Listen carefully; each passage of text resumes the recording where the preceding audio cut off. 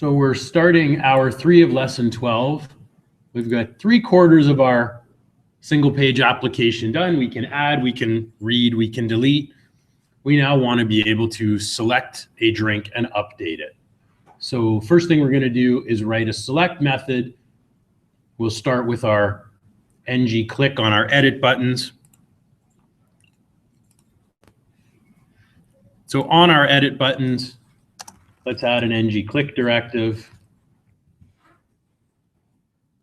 And we'll call this select drink. And we'll need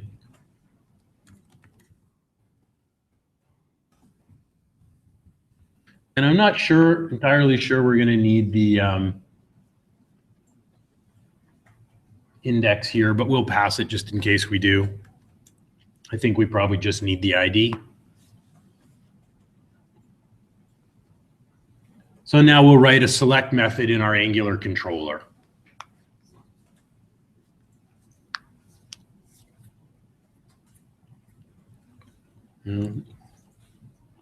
Actually, you may want the index.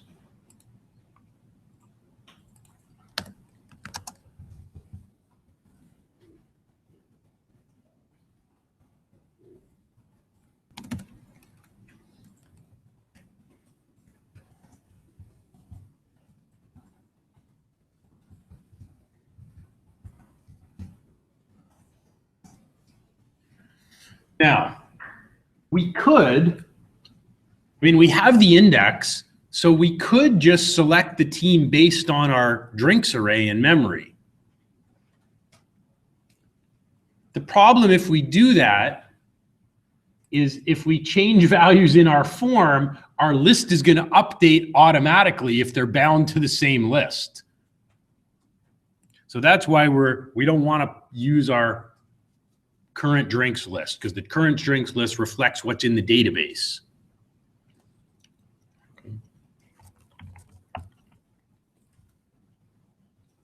We'll take in the ID and the index.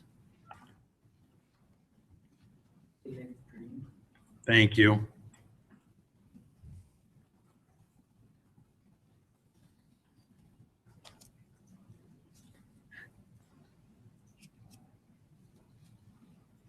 So what we want to do is we want to look up the selected drink in the database and populate our current drink model from that. Otherwise, our form and our list are going to get bound together in real time, which we don't want.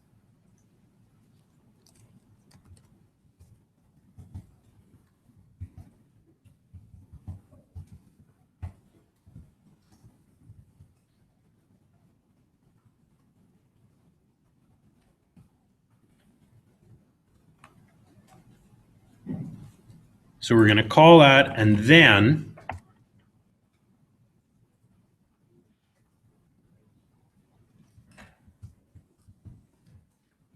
we're going to deal with the response from our factory method.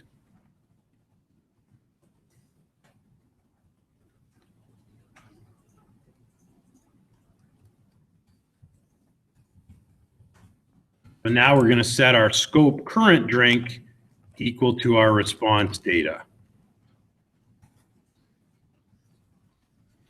So we're populating the form from our database rather than from our drinks list because we don't want Angular to bind them together. I'll show you what happens later if we don't do it this way.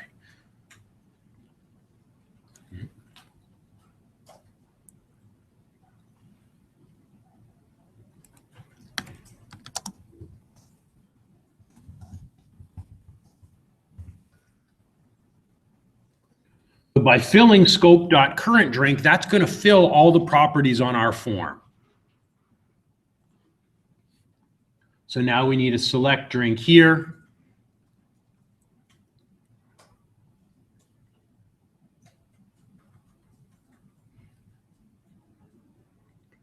I'm kind of thinking we probably don't need the index parameter. We may wind up removing it. And let's write our select here.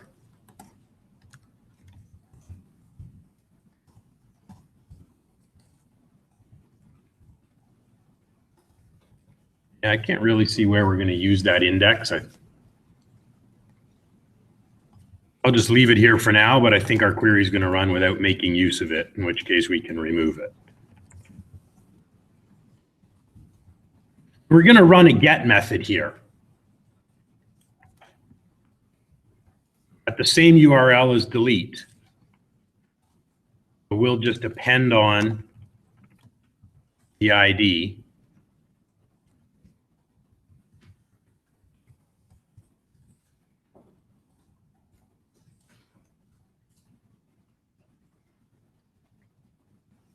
And this method's going to be empty as well.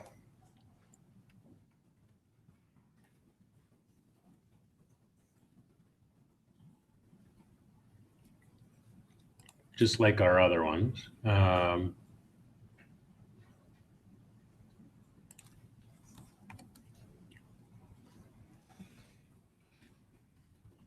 we're just going to return the data object that our Express controller sends back.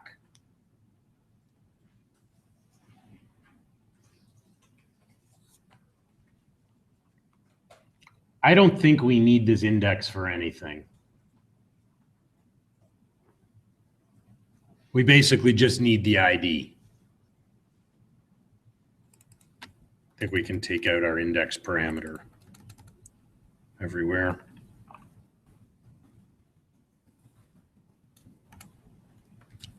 So I've taken it out of the select methods. And I think we can take it out of our view as well. I don't think we need that value. We probably don't need it for the delete either, because we're not using it anymore. I think I can take that out. We just need the ID on delete. I'll remove it from my parameter list on delete too.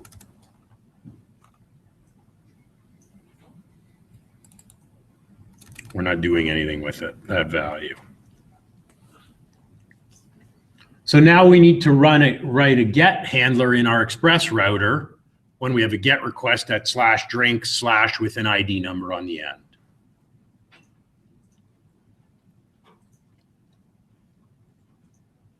So let's go to our index.js.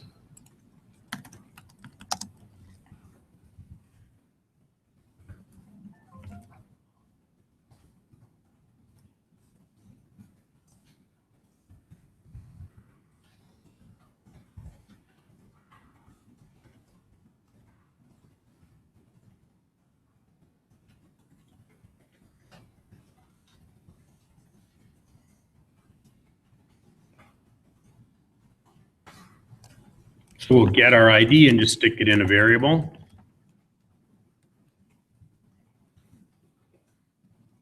And we'll use our Mongoose model to run find by ID, which will look up that drink object and send back the drink as JSON. So we've used find by ID previously.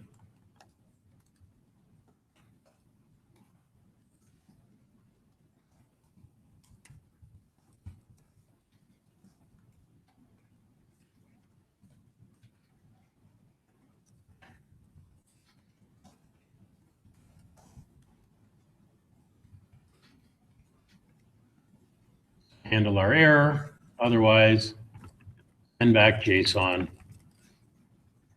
with our drink object.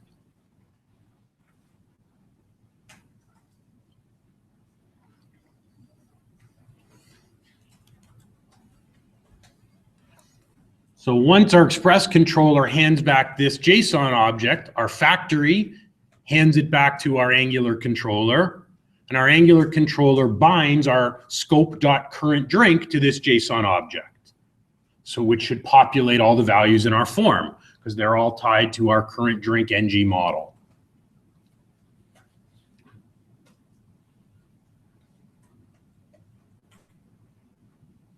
I'm just going to try it. We'll put the code back. We may have to tweak it a bit.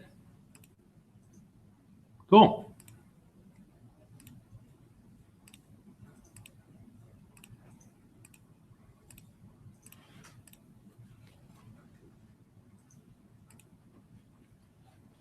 Now you may wonder, do we really need to, why do we need to go to the database to look this drink up? All the data's in the form already. Why don't we just take the index in the array, in our ng repeat, and pull those values from our drinks array? Because in that array index, the data is coming from the data. Right, so let me show you what happens if we do it that way. I learned this the hard way yesterday. I thought I was taking a shortcut. I thought, we don't really need to go to the database to look this part up, do we? Actually, I did it in my Wednesday class. Then I ran out of time and I had to fix it after class. So let's say we pass in the index. So I just say, well, I just need to know what element in the list it is, and we'll bind my form, my selected drink, to that. Here's what happens. I thought, oh, that's an effective way of doing it. So I'll add in the index. Down here in my controller, my first thought is, I don't need this stuff. No point going to the database to query data we already have in our page, right? So I would just say scope.currentDrink equals scope.drinks index, right? The scope.drinks is the whole list. So why don't I just pull out the element I want? That would seem more efficient than running a database query to go and get that data when the data we already have. So this will work, kind of. One problem. Right? Okay, cool. It's showing up in the form without me having to make a trip to the database. That's good, except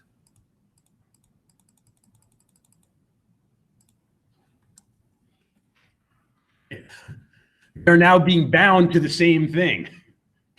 So I haven't even saved changes here and things are getting updated here. Now if I try and save my change, nothing's gonna happen, nothing will get updated in the database. I found this out the hard way in Wednesday's class. So that's why we still wanna go and look this one up in the database and fill our form from there. If we bind them to the same list, we get this problem. So that's why we want our database query to populate the form. And I'll take that parameter, whoops.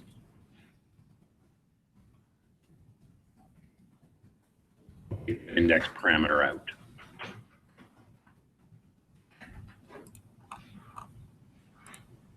We don't want them changing in real time. These values shouldn't change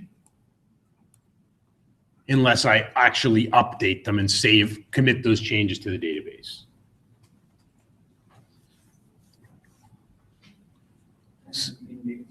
Sure. So we get the ID from the parameter. We call find by ID on our Mongoose model, pass in that ID, and we get a JSON object back containing that whole drink.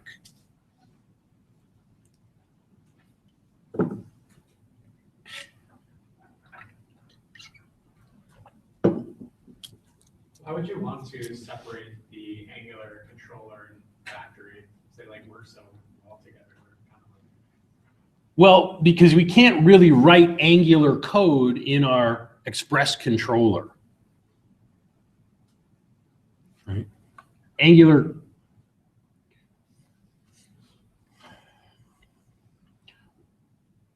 No, sorry, I mean the Angular controller in the factory.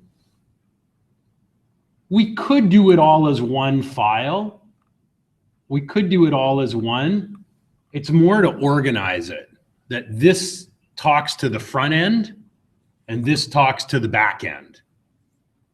No, weren't you saying that sometimes you'd separate the Angular factory from the Angular controller? Well, they are separate. Often they're written in actual separate files themselves. It's more for division of labor. And because they're two separate interfaces. So it's not a bad idea to separate those into physically separate files.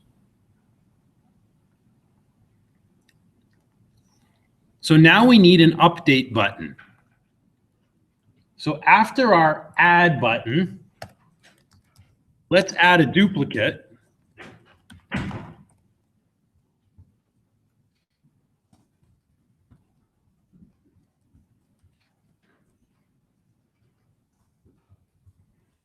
And on ng click, it'll call update drink. We want a second button here. And then we're going to use Angular to hide one button and show the other. They should never both be visible. Only one at a time should be visible. Most of the time, our add button is going to show up. The update button will only show after we've clicked the edit button and we've populated our form. So at the moment, if I refresh, my form now looks like this. We've offset them each by 3 columns. When we hide the add button, the update button will come back over here. So it'll just look like the buttons swap in the same location.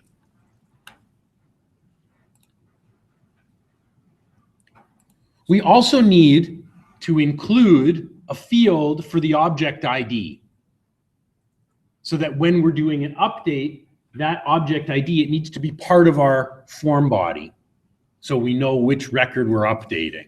We didn't need this before because when we built this out as multiple views on our edit view, we had the object ID as our URL parameter. We don't have that anymore. So let's add an input. Give it a name of underscore ID. Underscore ID. We'll give it an ng model. Current drink underscore ID. So most of the time this field will be blank, but once we hit the edit button, our select drink will populate the ID value into that box. Now we'll hide it in a minute. Just has to be embedded in our form. Users don't need to see it and we don't want them to change the value. But we want to include that value in our update. Otherwise, we won't be updating any document. So now if I refresh and hit edit, now the object IDs show up, which is good.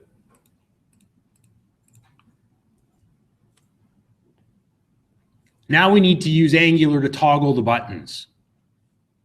Only one of these at a time should ever be visible.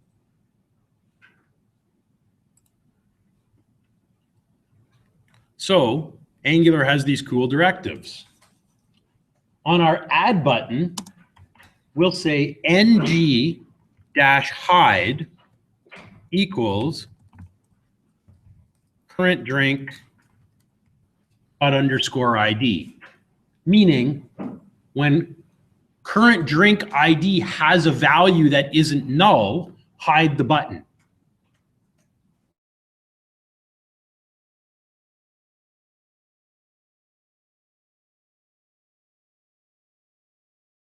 Show this button only and current drink ID has a value.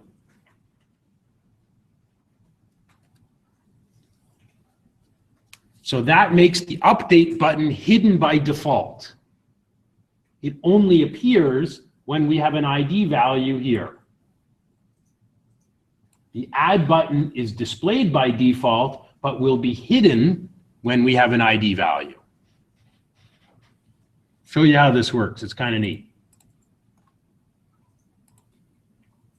So right now, update is hidden. Watch what happens. Even if I just type in here, right? As soon as there's a value in there, my button swaps. I take the value out, changes again. So this is how we can easily use Angular to show our hide elements with ng-show, ng-hide.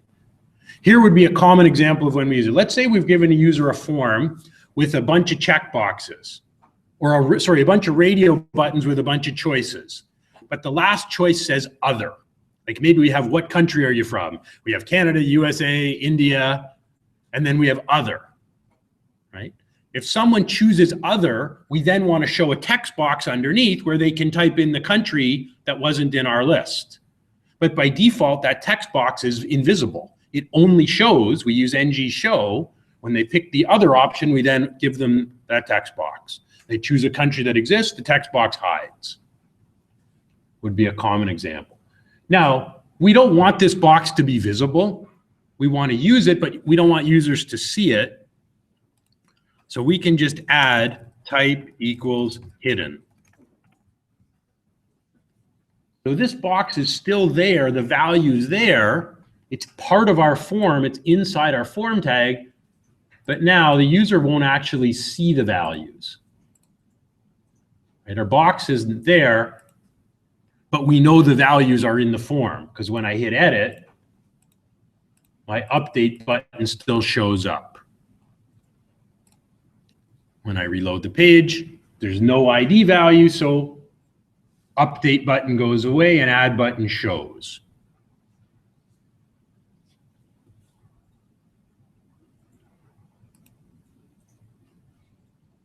We could also add, someone suggested, well, what if we want to clear this out? Like we start editing, but then we want to stop. We start adding something we want to stop. We can add a little clear button that just calls a function in our controller where we just clear out scope.currentGame. That'll wipe out all the values. So after our update button, let's add one more button.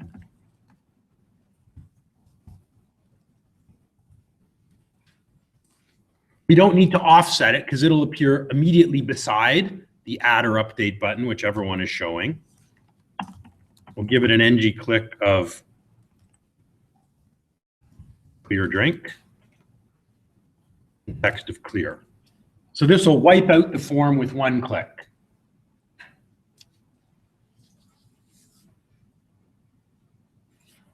So in our controller, before we do our update drink, we'll just write a very simple clear drink method. Doesn't need the factory, doesn't need the express route.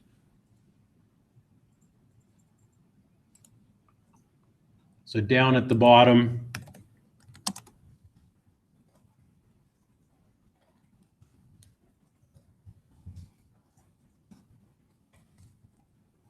a very simple function.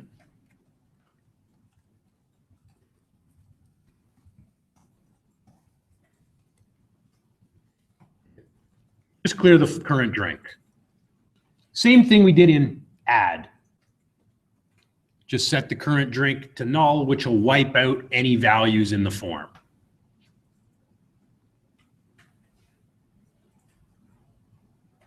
So now if we hit edit and our form populates, we can click clear. The drink goes away, and also our update button will get changed back to add because that will wipe out our ID. All right, so now if I reload and edit, clear wipes everything out. Or even if I start typing, go, nah, I don't want it. Clear just wipes out that current drink object, so all of the properties are removed. Our form's clear. So now we just need our update function in the controller, update function in the factory, and our put method in our express route. And we're done.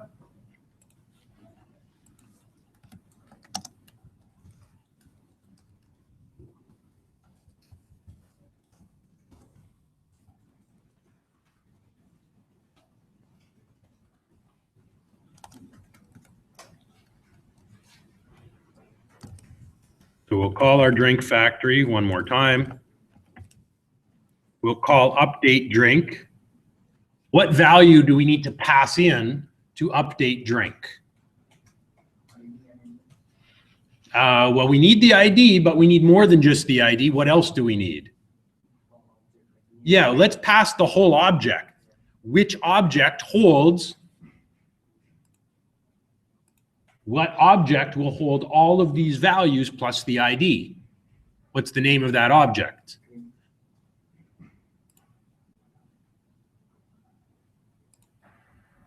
What object are all our form values part of? Look at the ng model tags.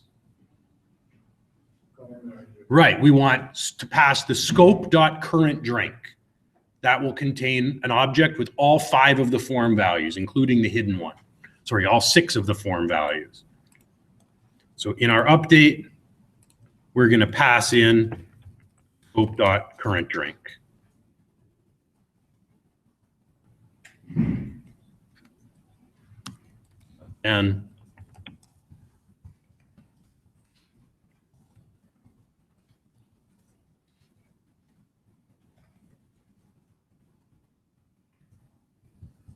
And then we call get to refresh the list, right?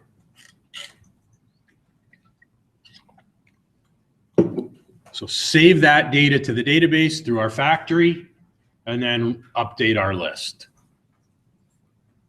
So now we need our update function in our factory that accepts in a drink object as a parameter.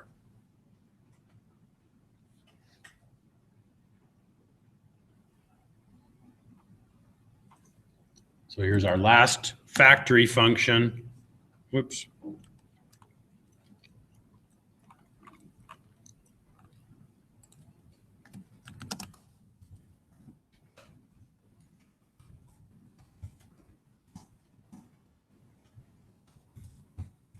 So we're accepting a drink parameter.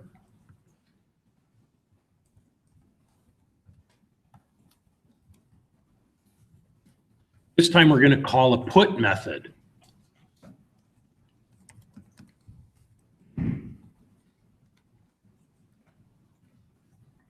Now we can call it right on the root of drink. Because we're working with a particular one, it's probably a good idea to pass that ID as part of the URL. We don't really need to because we're passing the whole drink object, but we'll put it in anyway. But instead of ID, in this case, it needs to be, right, drink.id, the ID property of the drink object we're sending in.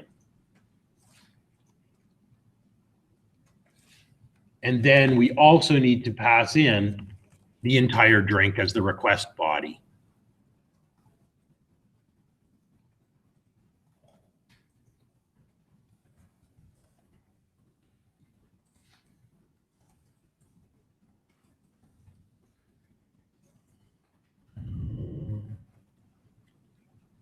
Whoops, I missed the dot success.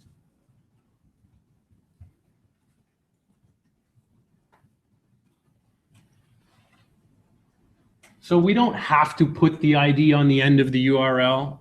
We can just pull the ID from the drink object, but not a bad habit because we're acting on a particular document. So that's going to be kind of typical that that URL will include the ID.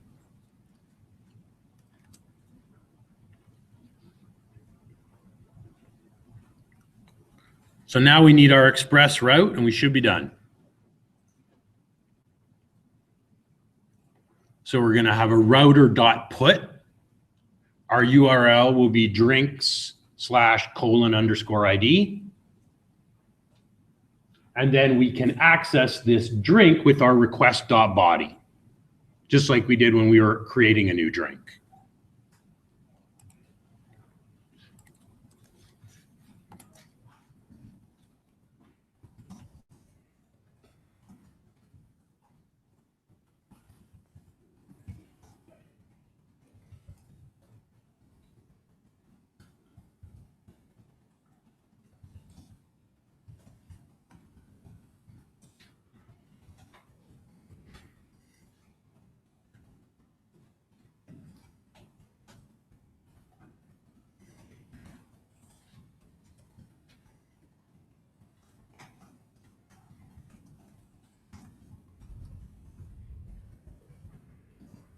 So we'll get the ID from here. We could get it from request.body._ID. That would work as well. We have the ID in 2 places.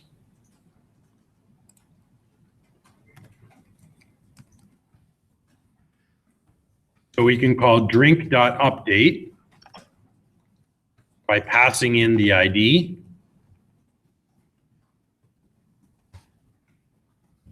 And the request body. Remember, the request body contains that entire drink object. So much like we did when we did our post. Well, we did it this way. We created a new object and tried it that way. I think here we can do it this way.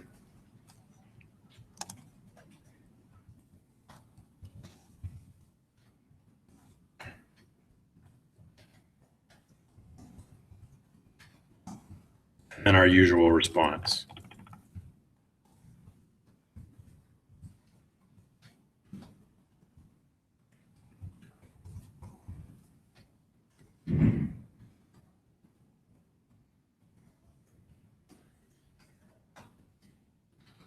I think this should work for us.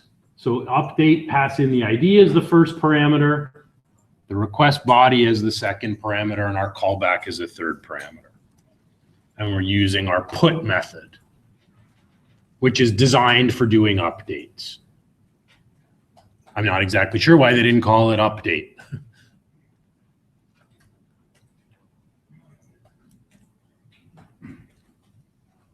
Now we can give this a try. So reload your page, click on edit, make a change in your form, try your update button, and see whether your change gets saved and your list gets updated.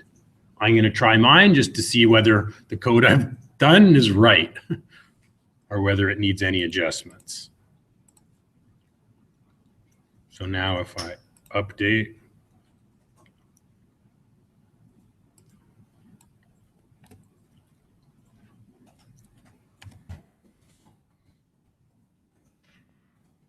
okay, yeah, my update worked. One thing didn't happen. So if I change that,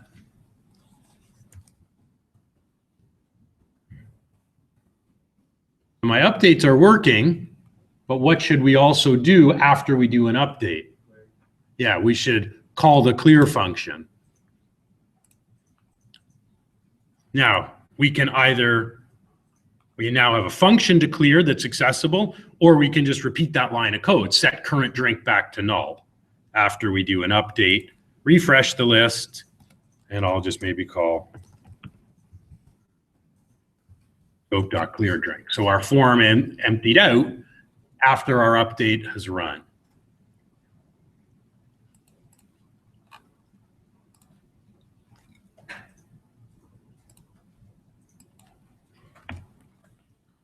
After I update, and notice now also when we clear, our update button goes away because we're clearing out the ID, and our add button shows back up. So this button will toggle after we do an update.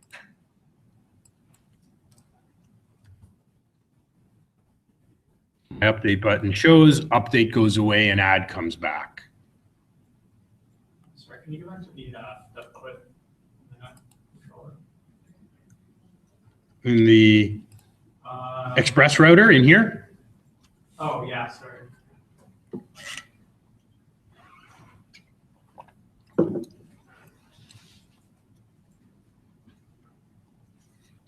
So we basically have all the features we wanted now. We can add, we can read, we can update, we can delete with no page reloads. Sorry, I think I missed a step because my drink update doesn't have the ID. Okay, we'll go through from the beginning. So you need that field that's tied to current drink._ID inside of your form. Your update calls the update drink method of the Angular controller.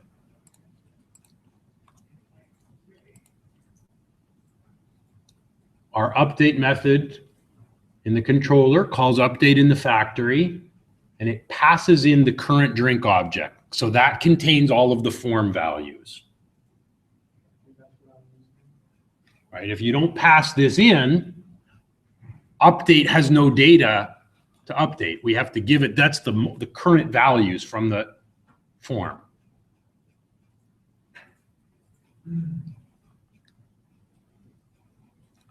And here's the factory method. Take that object in, make a put request at /drinks and append on the ID, the drink._ID, and then pass the whole object in as the request body. You go down to the data, I missed the line there, I think. Yeah. And then after update runs, call get to requery and refresh the list, and call clear to empty out the form and hide the update button.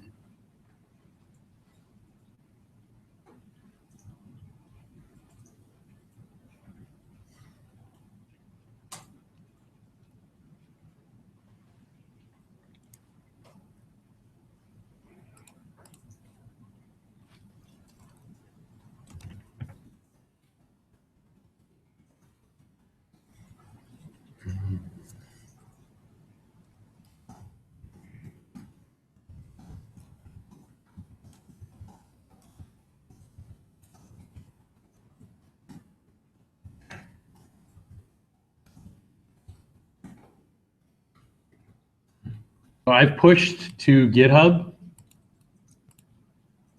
So here's our complete working solution,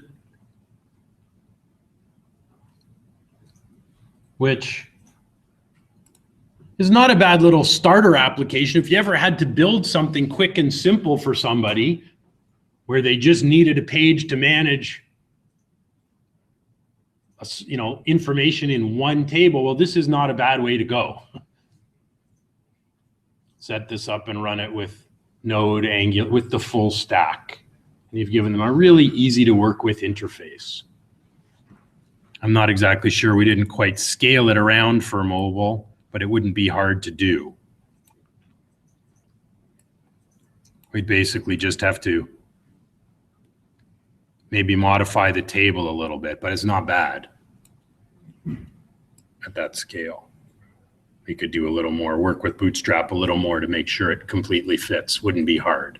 Probably 90% of the way there already. So a nice quick interface the user can load easily. We wrote a fair bit of code to do it, but our front end is really lightweight and going to be really fast. And they can see and do everything all on one page, which is great. Okay. Any questions before we wrap up for today?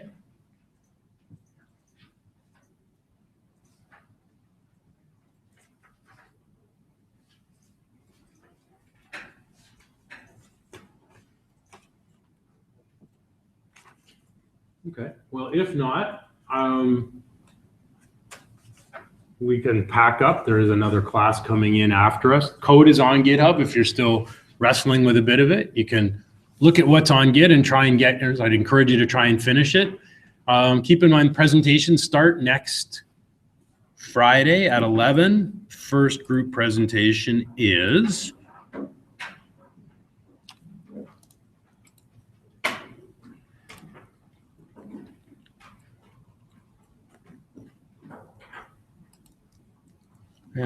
so our first presentation is Bauer. So that will be John and Noah. You connected with Noah? Okay.